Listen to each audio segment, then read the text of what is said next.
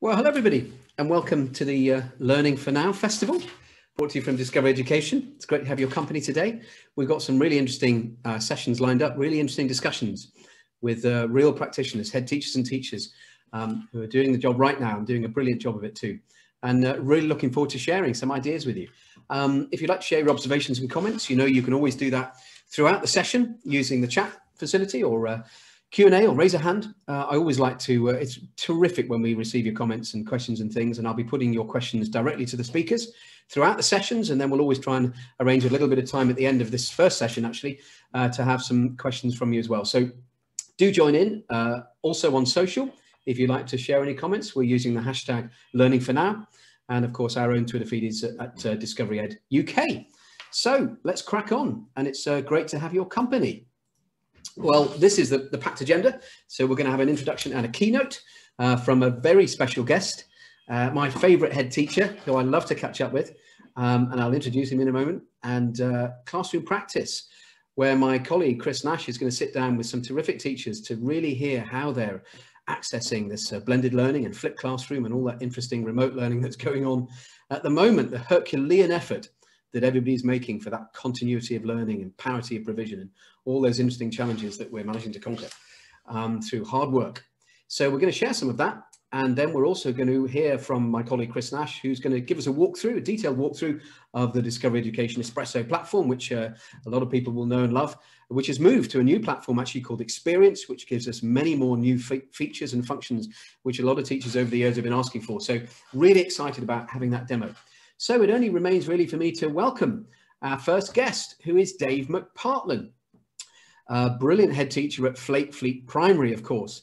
So Dave, you're there. It's great to have your company. Really good to see you. How's life with you, sir? Yeah, it's not too bad. I've been looking for this. You know, I'm a sociable creature. It's nice to see you again. You are indeed. I'm giving you a virtual hug. Yeah, I think we all need it, don't we? It's been a long 10 months, but hopefully we're coming through the other side of it. But yeah, it's been pretty full on the last 10 months, hasn't it? It has, but you still look chipper as always. For those on the call, perhaps who aren't aware of your work and what you do, why don't you give us a couple of minutes about yourself, if that's okay, and your professional career to date? It'd be really interesting to hear. Yeah, I'm Dave McPartlin, head teacher at Flakefleet Primary School. For anyone who likes the reality TV, we were on Britain's Got Talent 2 years back. We came up with a dreams list for our children. We're in an area of high deprivation, 50-odd% free school meals. We recognise that aspirations were lower than should be. I often used to get, I can't do that, I'm from Fleetwood. So we decided that we'd have a dreams list for every child in the school. Some of them wanted to feed the homeless, so we did that. Some of them wanted to feed animals, so we did that. Some of them wanted to just be Disney princesses, and we did that. One of them wanted to be a pop star, so we had a run. We went for Christmas #1, had a battle bus, ended up being third favourite. Gate crashed Radio 2, ended up doing all right. And then one of them wanted to on Britain's Got Talent, so we did a cheeky application, thought nothing more of it, and we ended up on Britain's Got Talent. It's my second headship, 5 years into this one, 5 years at my last one, a bit more affluent area, a little bit more middle class than where I am now. 2 other schools before that as deputy head, lots of other things. Yeah, I can honestly say for the first time in a long time, I genuinely love my job. It's hard work. The pandemic has been quite a challenge, but then I like a challenge. We like a challenge. So yeah, that's kind of a potted history. You're going to struggle to shut me up today, Andrew. That's your challenge. Terrific. Do you know, I didn't realise you were in your 10th year of headship, Dave. That's extraordinary. Yeah, I don't feel old enough to be totally honest. Yeah, probably too young. Probably too young for my first one. Okay. Well, 16 is young for a headship. 16 is young for a headship, to be honest, Dave, isn't it? Let's be honest. 14. 14 indeed. Yeah, I was in the top group. Just incredible. Yeah. Well, why don't we get straight into the meat of the matter, which is really keen to hear how you're supporting and driving that continuity of learning right now. Why don't you describe some of the challenges and some of the wins that you've had in the last 12 months? Yeah, I mean, anybody who works in schools will tell you that it's felt pretty impossible at times. I think the first lockdown came around, none of us really knew what to expect, what we're doing. We really were making it up as we went along. There's no manual, there's nothing to compare it to. And engagement, the first week or two, engagement was very high. There was a lot of enthusiasm, it was pretty good. But then what we found is it dropped off very quickly, and we were, like now, Zoom calls and Teams, it's all very much, that's just what we do. Whereas even that was all very new. And I think that's evolved over the last 10 months to a position where I think we're doing a pretty good job of it. It's not perfect. But what we're finding is it's very, very difficult to reach everybody. I've got 3 children, and engaging with their home learning is often 7:30 in the morning, 6 o'clock at night. So live lessons don't particularly work for us. I like the kind of, we do use Discovery and Espresso. I like the fact that we can dip in and out of that as and when we want to. But then there's lots of parents who want the live lessons. And my 13-year-old, he would quite happily go from online lesson to online lesson. And that works very well for him. We've also got, because the area that we work within, some of the families really struggle with their data connections and their allowances, the devices that we surveyed them really early on, and they all said that they had the internet. And actually what it turned out they meant was that they got the internet on their phone. So in terms of live lessons, we're very, very difficult on a mobile device, and particularly when you got a couple of children in the family. So yeah, we're at a point now where it's very much a blended. We send home packs home that, they appreciate that, even if they are engaging with the online stuff. It's very much a mixture of lots of different things. What works for one family doesn't necessarily work for another. My daughter, I've got four kids actually. My youngest daughter told me yesterday that she got out of bed at 8:49 for a lesson that started at 8:50. Just extraordinary. And children's bedrooms have become their classrooms, and it's quite a solitary place actually, because it's a class of 1, isn't it? Yeah. But I'm quite interested to know, as leader, and your culture is unique. I mean, it's uniquely positive. It's a tremendously happy place to be. How have you supported your staff, particularly as they transition from in school to remote teaching? Any surprises along the way, good or bad? How's that going? I think that's like the home learning. Most of my answers are going to be, well, what worked for one didn't necessarily work for the other. It was just such a range of experiences and actually such a range of emotions. What we found is that, the uncertainty, I don't think any of us really realize how much we value certainty in our lives. And some staff, really want that. Me, I love change. I love trying to be innovative and flexing and doing things differently. Where some staff found that difficult. We had the staff whose ICT skills were brilliant, and they would tell you they're very proficient, but equally you'd have the ones that would tell you that they found things very challenging. So I think we had a lot of peer-to-peer support in terms of, helping one another and learning. We've got Facebook Workplace. Not many people seem to use it, but it's a Facebook for workplaces, and it was a lot more interactive, collaborative. You could share your ideas and rather than having hundreds of emails every day, because I already get loads of them anyway. And that worked for us. And I think it's that whole idea of making yourself vulnerable over the last 10 months, that it's okay to be struggling. It's okay to find things difficult. And to being courageous and showing that vulnerability, embracing it and reaching out for a bit of support, because actually making yourself vulnerable takes courage, and we don't think of it like that. Brilliant. It's there's been very much people supporting each other and failing along the way. It's okay to fail. If you've got that psychological safety within school, I don't just mean the senior leadership team, but the complete culture. If staff know that it's okay to fail and get things wrong, we can learn from that. We could learn a lot from the aviation industry, where they have to report every mistake, every error, every near miss is reported. There's no fear of them getting into trouble. Their culture is that it's okay. We share that mistake, we share it so that people can learn from it. So on a given day, let's say today, this morning, did you have all of your teachers in the classroom with, I don't know, maybe 3 or 4 children of key workers, and then the rest of the class at home, or do you have teaching assistants? Staff at home? I mean, it's been fascinating hearing the range of ways that schools are dealing with it. Yeah, I know. We've got 80 staff. And when I say that they're all in, some people literally are horrified. They cannot believe that 80 staff are in the building. Right. But the building's massive. So we've gone to 3 meters, masks and all sorts of other things in place. What that's meant is we can actually keep the bubbles relatively small. Okay. So, each class has an absolute maximum of 12. Some of them might have 4, 7, 8, different numbers. And the challenge has been to try and deliver the same learning to the children in the class as the ones that are at home. And because each class has got a teaching assistant, there's been lots of sharing that responsibility. You know, the teaching assistant may have the ones that are in class, and the teachers, you know, supporting the ones that are at home.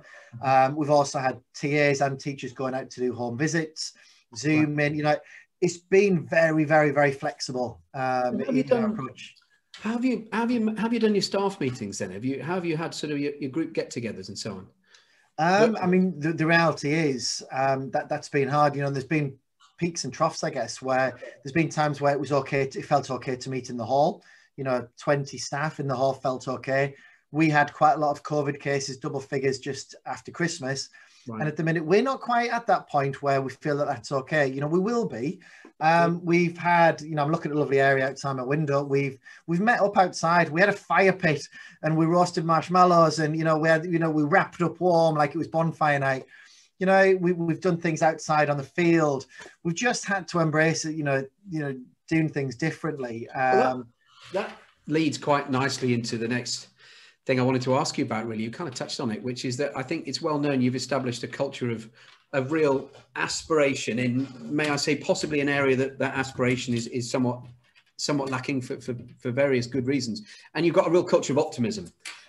Your robust optimism is made of oak. I think that's obvious. And it's in an area of significant disadvantage, as you said. So how have you managed to keep that going, that cultural piece, which isn't always as easily transposed into a remote environment? How have you preserved that sense of belonging that I know is really important? I mean, that has been a challenge. You know, we're prolific on social media. We love it. And we put all sorts on there, but there is good reason for doing that. You know, for us, they might not necessarily be able to belong at the moment in school, but they can belong in our little online community. Right. You know, I do a live bedtime. You know, the first lockdown, I did a bedtime story at 7 o'clock every night for 6 months, you know, with 2 kids who in the middle of bedtime. It wasn't the best idea I've ever had, but it was quite nice for the children and parents, and not just in our community, but wider. They could interact with that. You know, there's a lot of, you know, that two-way process rather than just a video that was recorded. That worked for us. We asked all staff to get out into the community. Every single member of staff knocked on the doors of the children who were in the class twice, had a conversation, 2 meetings on the doorstep. Transition, we did that for the new children. You know, what message does that send out to the community? That we're coming to you. You know, you might not be able to come in, but we're going to come in. You know, we value, we've taken them gifts. You know, this week we've delivered biscuits and hot chocolate and a little card saying well done to the parents. We've just had to reinvent the way that we do things. You know, we can do Zoom calls with our parents and with our children and things like that. I don't know. It's still. Ooh, hello. We might have just frozen a bit. Sorry. Yeah, sorry. It just froze a little bit there.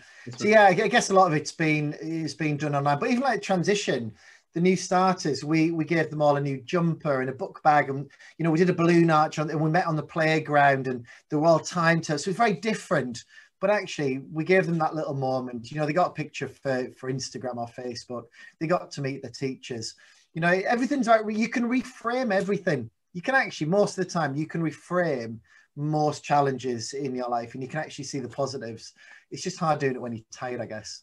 And when we've chatted in the past, you've made a really interesting point that I just wanted to revisit, which is that you've tried to create, I think it's your intention to do this, and you have done it, is create perhaps a slightly more flexible culture. Because you talked to me a lot about how sometimes perhaps school culture and the routines and customs can be quite brittle.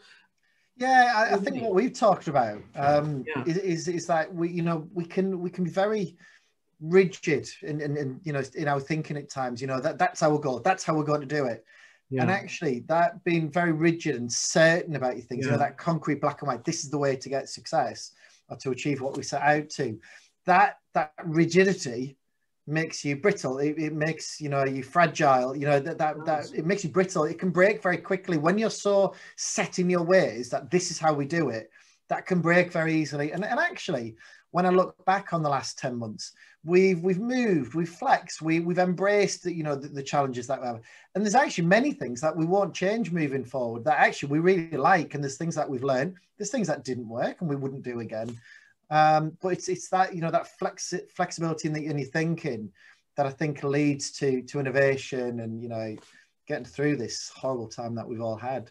And how have you kind of responded to parents' concerns and needs, and what have some of those concerns been around? Maybe online safety, or what are the main themes for parent concerns at the moment that you've dealt with? I think going back to, you really politely, you can never please everybody. The parent who might want 3 hours online learning, compared to the one who thinks we're sending too much, the ones who, you're never going to please everybody. But I think, we're very, very warm, welcoming, approachable. We've got such a good relationship with our community that they trust us, and I think they feel, they can send me a message on Facebook, the school Facebook page. They can tweet me. They can ring the office. There's so many channels of communication open. They feel like they can ask those questions. Our families, they get at least one phone call a week, if not more than that. They get a daily, some days 2 Zoom calls. It's about everything, isn't it? It's about relationships and communication. Everything, every workplace, every family, every relationship, everything comes back to communication and relationships. And is that, at a practical level, is that communication done, I don't know, you've got Class Dojo or something, or parent mail, or how do you do that? Yeah, we got Class Dojo. That's used like a messaging platform. Our staff are too good on it. They'll reply to messages at 9 o'clock at night and 6 in the morning, which is brilliant.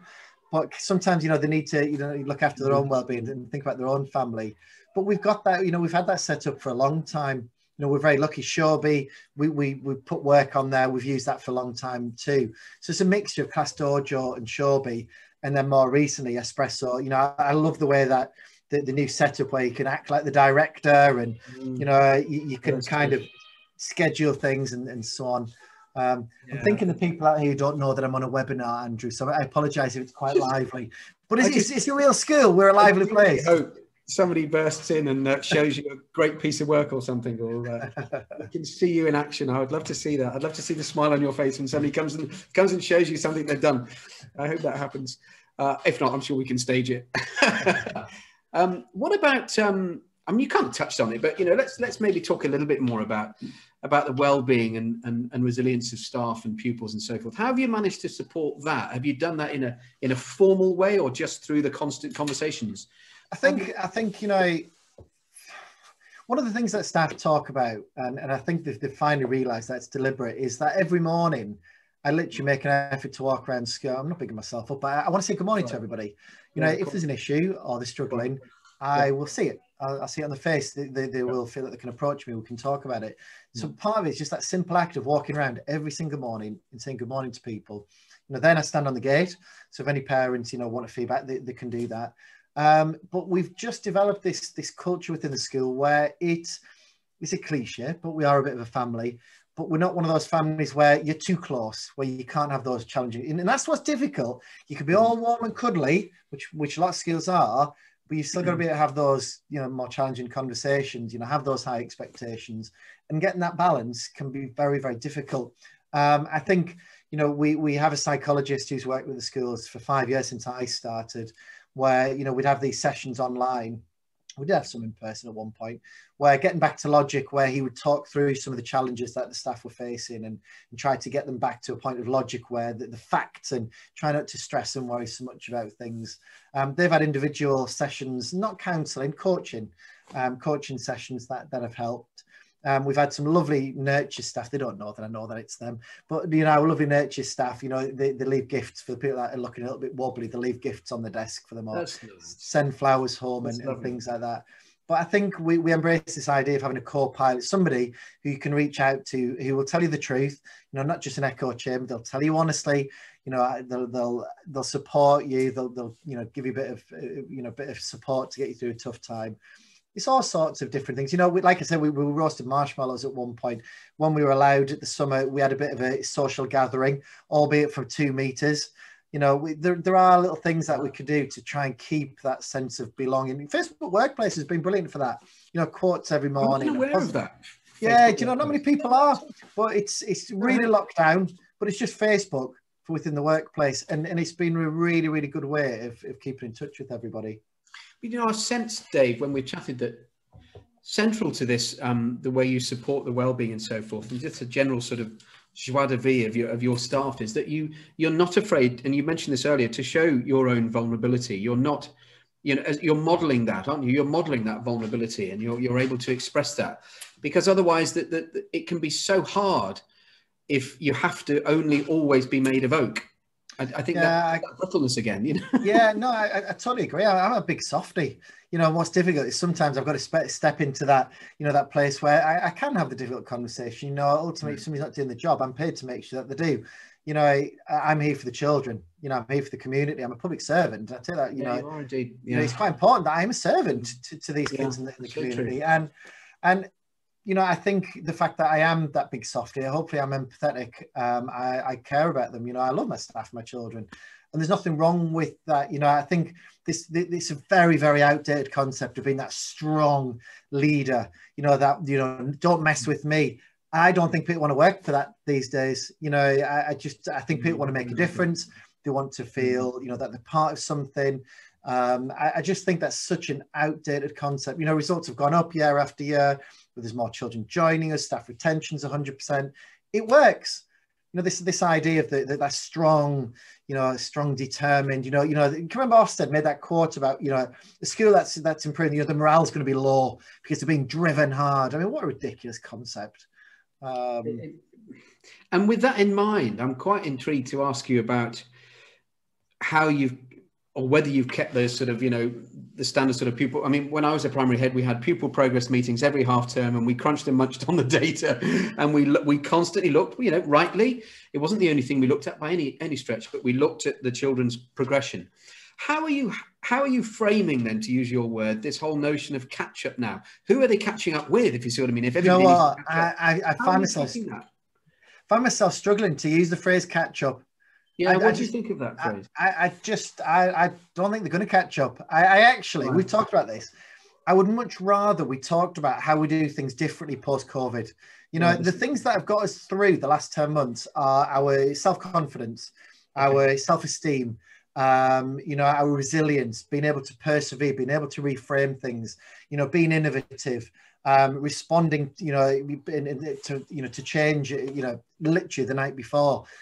It's those things that got us through. And actually what I would like to do is, rather than try to catch up and race through the 10 months that we've missed, how about we reframe things and celebrate the things and reprioritize the things that are important, and how, you know, the question I'd rather, you know, try to answer is, how do we do that moving forward? Because I think we can make our children more resilient. We can learn lessons from the last 10 months. Amen. Tried for years to do that, and it's kind of really coming through now. And we had a cracking comment, Dave, from CT Atwell. Thank you so much, CT. I totally agree. It's good to just be a normal person and not take on a highly powered, dressed up head teacher role who is not accessible. So refreshing to hear this, and I love the catch-up comments. We aren't going to catch up. Isn't that interesting? And so that the indicators of a successful school, if I may say, you know, that quite narrow success criteria, your proximity to floor standard, to national expectations, is losing its relevance now, isn't it? So I'm very interested to hear really how you think the current situation might bring some lasting changes to the way we teach and learn. I mean, you often talk now about the other side. You optimistic about that? I bet you are. Yeah, I think so. I think what's difficult, isn't it? You know, if we're being honest, the area that we're in, the pressure's probably always going to be on. And I hate to admit it, but there's got to be an element of playing the game. And we've almost got two things going on. We've got that short term. We have to get through the next Ofsted to allow us with our longer term aims and visions. But actually, I want our children to, you know, to be exposed to the world, to have experience of the world, to know what's out there, to dream big, to develop all the things that we've talked about. But in a way, we can't do all that unless we get them through the next set of, you know, the next set of results and the next Ofsted. Because the reality is, at the moment, I think Ofsted are making the right noises in terms of, you know, what they're about, the mental health and the wellbeing and all those things. But what I just want to see the proof in the pudding that moving forward, that they recognise that in the outcomes, you know, because we were lucky. We had a very good Ofsted at the last one. You know, they came in saying, well, we're coming in for 2 days. You could be at risk of RI, you know, and we're going to, you know, and then that was the first conversation. We battled for about an hour. You know, your data is RI, your data. And I'm like, no, it's not RI. Come and have a look at the behaviour. Come and have a look at this. Speak to the parents. And unfortunately, they got it. But I worry about the team that doesn't get it and doesn't Right. see what we're doing and the culture Right. that we're creating. And you know, Right. in a way, you kind of want to measure us on 10 years from now, the young people that are going out into the world and the difference that we've So made. true. But That's the measure. they can't use tables for the next year or two, surely not. You know, because you're going to have areas, you know, some areas that have really struggled. Some children who've had the support at home. I don't see how you can compare us for the next couple of years, because some areas are going to be so much more disadvantaged from the last 10 months than others. So, is there a fear, do you think, that those to whom, I was going to say we account, I'm not a head teacher anymore, but those to whom you account, you know, who hold you to account, and I'm not just talking the governors in your school, I'm talking just at a national level, are they perhaps fearful now that they might be losing track of the measurable data? And obviously the measurable data, perhaps for good reason, is going to not be where it needs to be. And so there is a fear that they're not perhaps going to be able to track your progress. And so therefore the invisible progress, which I know is something that you and I love dearly, and you are clearly progressing with so well, is going to come front of stage now. It's going to come to the fore. I hope so. I hope so. I mean, the proof will be in the next couple of months, won't it? There's definitely an appetite when you go on social media and you speak to parents and you speak to staff. You know, I just hope that there's this groundswell of opinion, this grassroots movement almost, that, that takes us from where we were to where we need to be. And I don't really see that there's many other options. You know, we spent days discussing, and, you know, SLT and my deputy arguing over, well, could we do this and could we do that? And every time it comes back to the fact that it's all the things that, you know, the self-esteem, self-confidence, all that, that's the stuff that we can do really well. And we, you know, I just hope we seize this moment. I really do. So we've badged this, you know, blended learning and so forth. And we've talked, really, I think we've spoken in such an insightful way about the cultural context of all of this, and indeed the sort of hidden curriculum part, which is so vitally important. In terms of blended learning then, do you think there are going to be, I mean, I'll start again. A couple of years ago when I was running school, I remember we thought we were about to get a snow day. And that immediately made us all think, my God, virtual learning environments, how are we going to send some homework home? How are we going to engage them? Who'd have thought it? A couple of years later, there you are. Every day is a snow day. So there must be some elements in practice that you're going to keep in the new future, because obviously people have become so much more upskilled now in providing that remote learning. So how are you going to are you going to continue to deliver that sort of blended, flipped sort of learning as you move forward, or just drop it like a stone? I don't know, totally honestly. You know, yeah, I think I'm beyond predicting more than a day or a couple of days in advance at the moment. Do you know what? I don't know. I do like, and it's hard not to sound like I'm just bigging up, you know, Discovery, but you know what? There's a lot to be said for the children now. Have a lot of them, you know, they've got the devices, because we've said we let them take them home. We always had iPads. We didn't let them take them home. We now will. What about those children who've just got that appetite for space?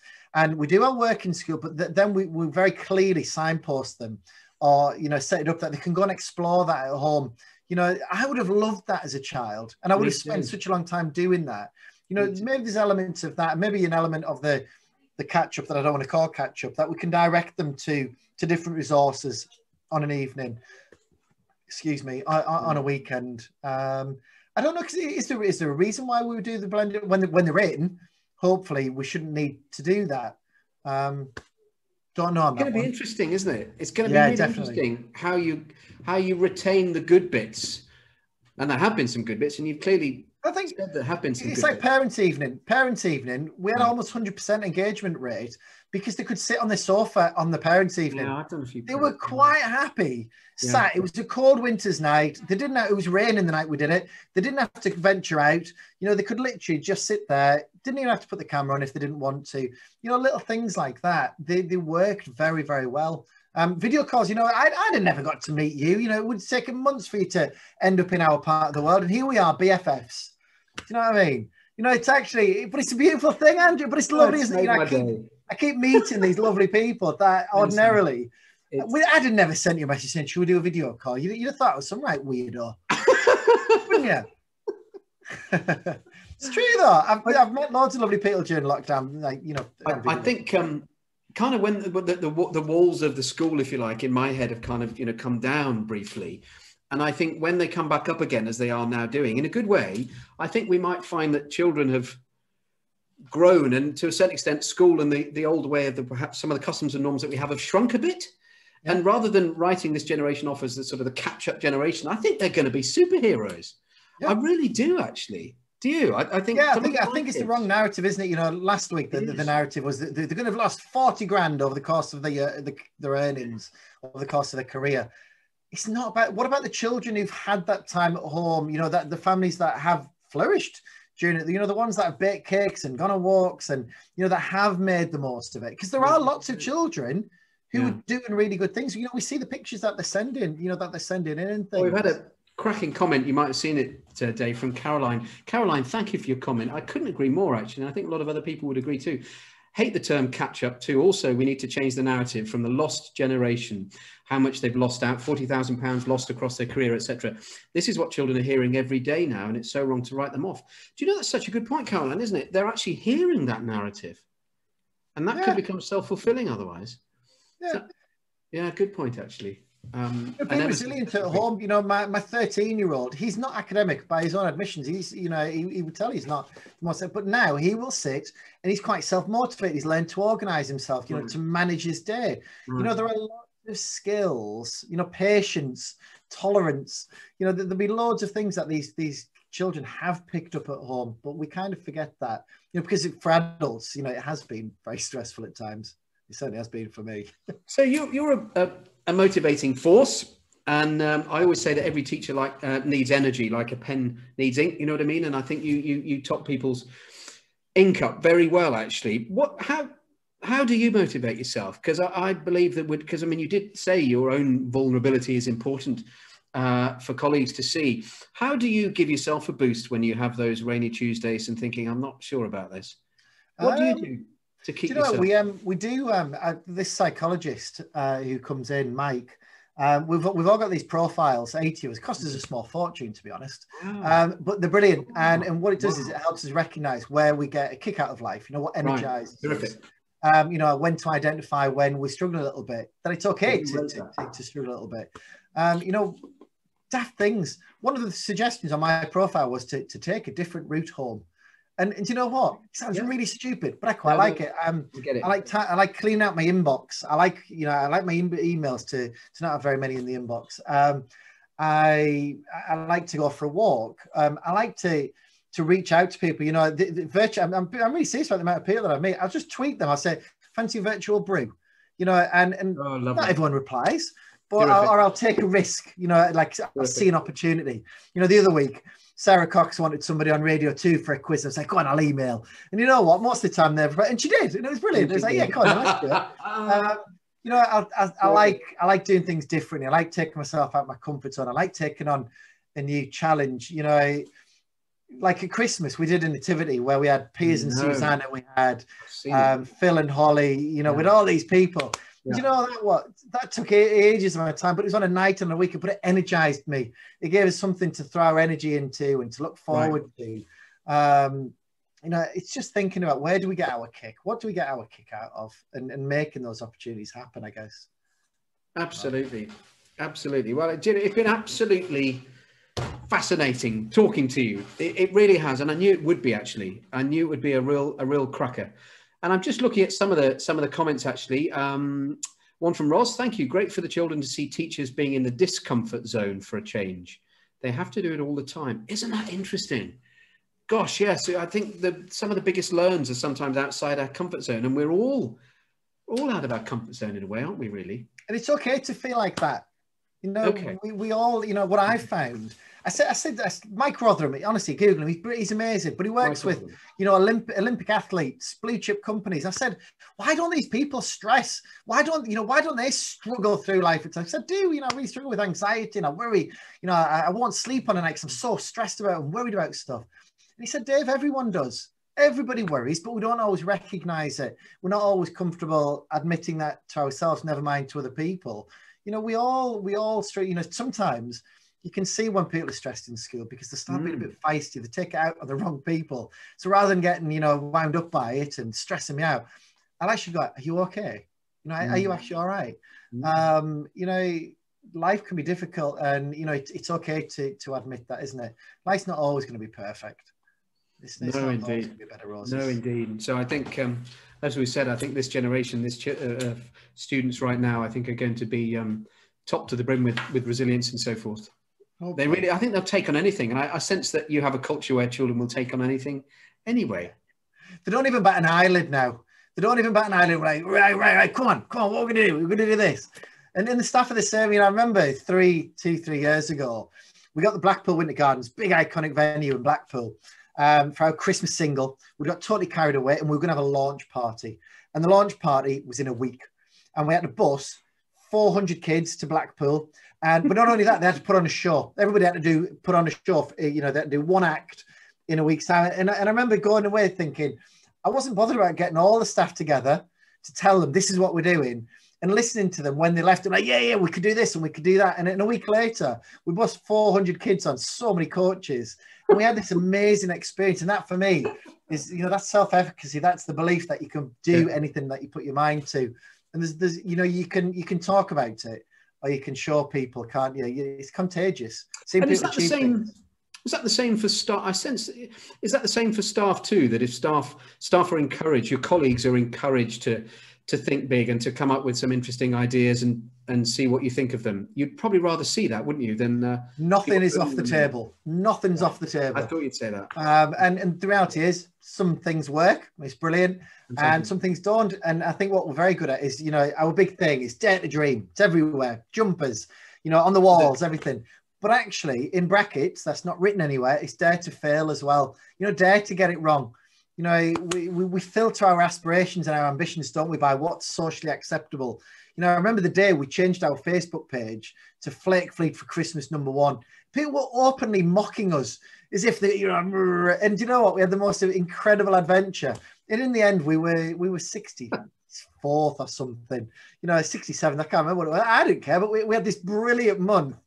You know, it's daring to fail as well, daring to put yourself out there. And if it doesn't go to plan, you've had great fun. Well, we've had a great question, Dave, which is, thank you for the question. What was the biggest challenge you faced, and how did you manage your way through that in the last 10 months? So many different challenges. What was the one that really knocked you? Wow, that's a really good question. So many, do you know what? If I'm being totally honest, in a way, in a strange sort of way, I think we'd all admit at times that we've quite enjoyed a challenge. You know, can you reinvent the school? You know, the key worker guidance came out very late. You know, that first time, you've got to reinvent your complete school. Extraordinary. For tomorrow, or for next week. I think it was next week, wasn't it? That we sorted. You know, I thought, oh, wow. Do you know that the biggest challenge was we got up to about 17, 18 positive cases just after Christmas. Oh, good. Staff, right. 13, 14, 15 staff. Everything was in place, you know, 33-page risk assessment. We couldn't do any more. But we still had COVID in the building. And we had a couple of ambulances called for staff. Some were admitted to a hospital. And truthfully, I went to bed and I just said, I hope nobody dies. Yeah. You know, I genuinely hope that nobody died. And I think that's what's been the hardest, trying to look after staff, you know, for the first and only hopefully time in my life that this is about keeping people alive, you know, looking at, you know, life and death, and, you know, trying to think, can we do anything else? You know, how to, you know, staff were so nervous and stressed and worried because we're, you know, were we at a point where we should be closing the school? We can't do anything else. And I guess the biggest challenge ultimately has been looking after staff and managing the different stress levels. You know, everybody has different ideas about what's okay, when you should do it, how you do it. You know, everybody's got ideas on how you do it. And I think that's probably managing, you know, looking after staff when they're having a bit of a wobble. That's probably been the hardest. And you know, existential threat like that, it's a proper existential threat, is the thing that makes you pause and reevaluate what is really, really important. You know, we're back to Maslow. I think we probably talked about Maslow. Yeah, we have, yeah. And I think maybe in schools, we'd, not intentionally, but we'd kind of drifted a little away from that. And I think we kind of come back to what we really, really need. Do you know what I mean? First, we need love. We need shelter. Do you know what I mean? We need good food. Absolutely. And I think wellbeing. Actually, that's what we've gone back to. Like whenever we've had a decision to make about key workers, vulnerable children, staff, you know, we've always gone back to what they need and our values. You know, our values have never been more important. You know, literally, it sounds really naff, but I'd be like, what would our values do? Based upon our values, what's the right thing to do? What would our values do? And that, you know, we've never been more articulate in them. That's you know, and we've tried to apply that to every single situation. What's the right thing to do? That's and you're right, Maslow is, you know, all those, you know, those basic needs. It's interesting. That's I think that's what we've been brilliant for in the last 10 months. We've been brilliant at focusing on what's important. Anything that was extraneous, anything that didn't matter, anything that didn't make a difference went. And for the first time in a very, very long time, that's what we've done that, and we need to hang on to that. You know, there's so much bureaucracy and paperwork that doesn't make a difference to the experience that those kids have. It's done for Ofsted, it's done for governments, it's done for all these other, you know, these other things, other reasons. And we need to hang on to that. I worry, I'm ranting now, but I worry that if you remember the first month of lockdown, I bet most people got more exercise. They went out for walks, they went down paths that they'd never been down. And you know, when we went back to June and the wider opening, we forgot all about that. I've not been on my daily exercise for weeks now, you know, and I just worry that we suddenly in 6 months, we find ourselves back exactly where we were a year ago. Yeah, and I don't want to do that. I really don't. I think if people like you shout loudly enough, as I'm sure you will, and frequently enough, I think we won't go back. And I would love to join you again, maybe in the summer term, to hear how it's going. Help me. I mean, I'm just dying to do that. It'd be really interesting. And well, I don't know about anyone else. I hope everybody else feels the same, but it's been very reassuring and very liberating actually listening to you today, Dave. And you've got an important gig tomorrow morning. So we just beat you to it. I've learned the hard way. Yeah, totally exciting. Good morning, Britain, want me on. You know, the Britain's Got Talent was 2 years ago. You know, that was just, you know, I thought that ship had sailed a long time ago. Yep. So hopefully I'll be sat in here at 8:15. I hope they treat you nicely. I'm sure they will. I hope it's not Piers Morgan, so I'm not as nervous. All right. Okay. I can't wait to tune in. We've been really lucky, actually, really lucky to sneak in first. Thank you, Fabio. I love what you lot do. Yeah, well, it's a great company with great values. So I think we connected really well. Very enthusiastic, optimistic, and motivating, Ross. Thank you very much. Isn't he just? And I'm sure you are too, Ross. So, Dave, we're going to have to let you go. I'd rather not. I'd rather go for a quick pint now. But hey, let's have a virtual pint one night. We'll change from virtual brew to a virtual pint. Absolutely. Brilliant. Thank you so much. Thank you ever so much. It's been great to see you. See you later, everybody. Thank you for having me. See you later. Bye.